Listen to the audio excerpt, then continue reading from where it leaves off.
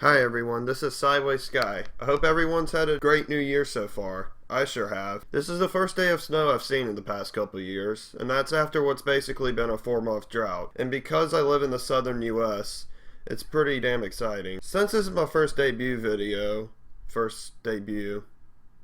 yeah, that makes sense. It's fitting to kick this channel off with a debut album. This new band, however, isn't your average indie no-name group trying to make it big.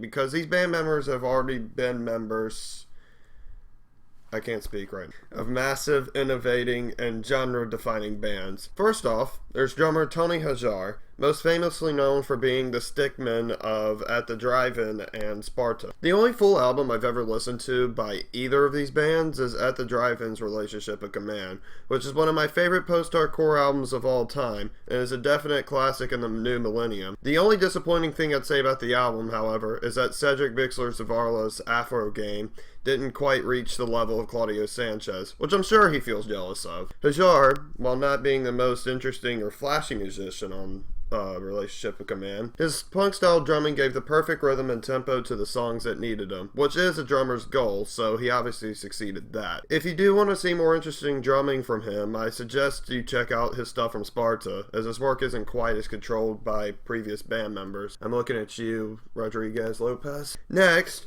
there's Queens of the Stone Age guitarist Troy Van Leeuwen, I think it's Leeuwen. Yeah. Queens of the Stone Age is pretty much who everyone looks to for this century's iconic stoner rock band. While I can't say I've been too fond of the genre as a whole from what I've listened to, Queens of the Stone Age is pretty great for what it is. Unfortunately, I haven't gotten to listen to Songs of the Deaf yet, but I definitely want to. The songs I heard from that album, No One Knows, Go With The Flow, and the title track, Songs of the Dead, For the Dead, I can't remember, but you know what I'm talking about, are amazing and have been modern rock greats. I can only imagine the rest of the album being that great. Van Leeuwen didn't join until after Songs of the Deaf, so I decided to listen to all three of their latest records to get a little background on his style. And I honestly have mixed opinions about him. Granted, I don't know how much of that is under Josh Homme's control, or if Homme is actually trying to provide the better roast by himself. What I do know, however, is that the guitar work is the best thing about Lullabies to Paralyze, and the worst thing about Era Vulgaris. The track Someone's in the Wolf from Lullabies to Paralyze is one of the several examples on that album of great guitar riffs that could create a dark, dense, yet accessible atmosphere, even if not perfect some of the time. Then the stoner rock part of the guitars got way out of hand on their next album, Era Vulgaris. While not a terrible album, it does show how much a certain style can get old fast if there is little variety. Even the best tracks like Suture Up Your Future and River on the Road were good because of the vocal and keyboard melodies, not the guitars. The rest of the album is just very drone-like and boring. Then there's Like Clockwork. While a bit overrated in my opinion, it's still my favorite album out of the three. Van Leeuwen worked on this album, and his playing is really good here, even if it isn't quite as centralizing as Lullabies to Paralyze. Last, but definitely not least, there's Troy Sanders, the legendary vocalist and bassist of Mastodon. Mastodon has been one of my favorite bands for a long time, and Sanders has been a very large part of that, especially in the early days with albums such as Remission and Leviathan. Sanders' harsh vocals have been a staple icon in sludge metal. The intensity of tracks like March of the Fire Ants, Blood and Thunder, and Iron Tusk definitely would not have nearly be as potent as it weren't for him. Even his cleaner material and Crack the Sky and The Hunter were definitely a highlight and a key part on those albums. With these prominent band members coming together, you have supergroup Gone Is Gone. Their self-entitled debut EP was released last year, which I actually kind of enjoyed. There were a few flaws that were pretty much expected to appear on the EP with all the different styles coming together, but overall, it was enjoyable and different. Sure, a couple of the tracks were quite boring and stupid, but it was mostly good jam. However, it did signify that the band was definitely going to be for the stoner rock vibe, hinting at the guitars were gonna kind of power over all the other instruments, which did make me a bit skeptical going into Echolocation. So, how is their full-length album, Echolocation? Well, I know I'm going to get a lot of flack for this, but let's just say they should have stuck with the EP, because I don't think this is a very enjoyable album at all. Echolocation to me is a very boring album with wasted potential, and its seemingly only existence is a garner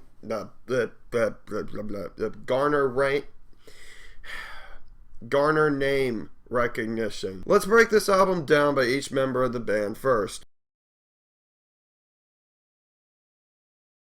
They suck. If you thought the vocals on the EP were awkward, this'll give it a run for its money on those terms. I mean, Jesus Christ, the vocal melody on Remission was more fluent than whatever the hell Sanders tried to do here. Seriously, compare this bit from the Remission track, Trainwreck,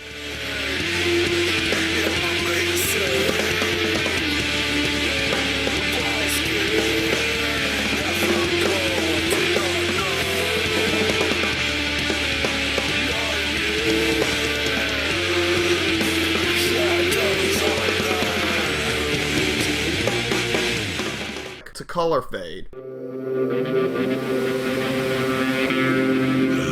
I watch them put you under.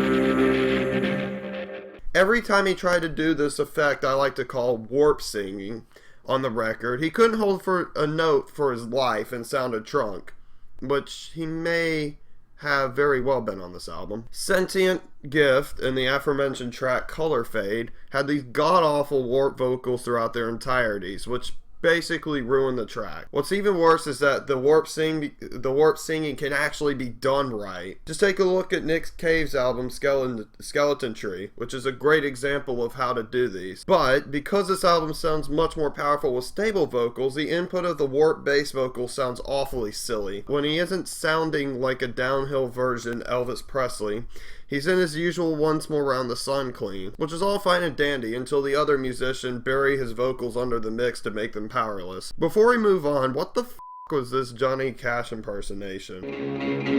There is always someone to drive you crazy in so many ways.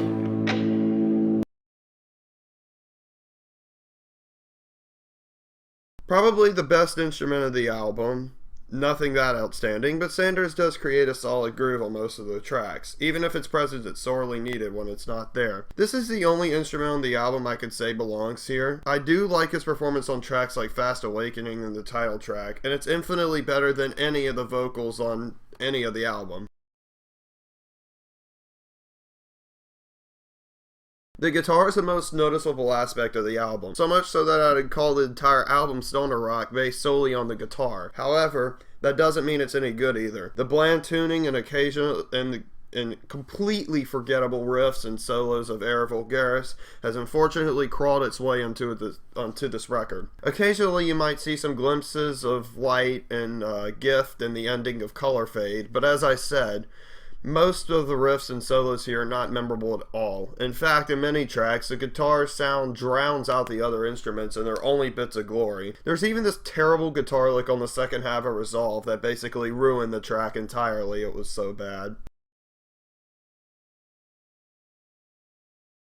Tony Hazard did okay, but his post-hardcore, kind of punkish style drumming from At the Drive-In didn't fit with this band at all. I like his performance on Gift and experimentation with the tambourines and whatnot on Dublin, but with the other tracks, a hi-hat and crash cymbal limitations show. As with an album like this, there would need to be more experimentation with the percussion as a way to magnify the psychedelia going on with the bass and guitars. The lyrics are just bad, directionless nonsense. Some of it is even straight up cringy. Fortunately, there is a small concept between the tracks Slow and Fast Awakening, which the protagonist in Slow Awakening tries to give condolences from the panic of someone else, whose perspective is on the situation can be found in Fast Awakening. This is interesting.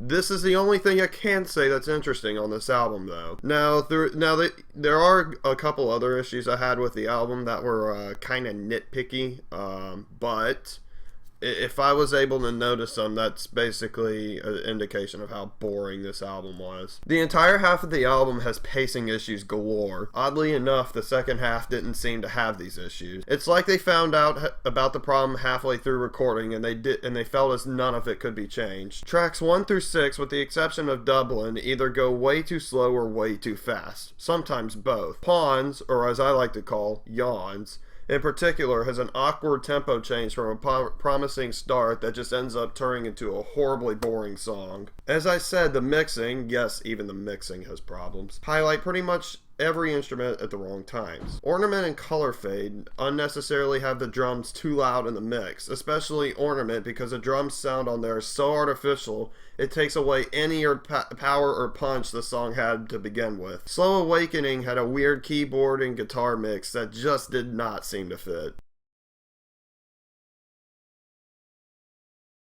All these problems can come down to one major problem that ruins the entire record, and that's that all the band members clash their own musical styles. The issue with many supergroups, barring good ones like A Perfect Circle, is that all of their members seem to play themselves instead of playing in the band. Troy Sanders is trying to use laughably bad, clean sludge metal vocals in front of stoner rock guitars with sludgy bass and hardcore drumming. This can all work. Sure, but no one sounds like they want to do this. Maybe they saw the money in Rise Records and they had dollar signs in their eyes and they couldn't say no to this. Overall, Gone Is Gone isn't Gone Is Gone. It's one guy from Mastodon, another from Queens of the Gone Age, and a guy from Gone at the Drive-In. That's it for today. I hope you enjoyed this review. I wish the album would have been as exciting as the snow I saw outside today, but I guess I'll just have to wait for a good album to come across for the start of the new year. I wonder what's in store.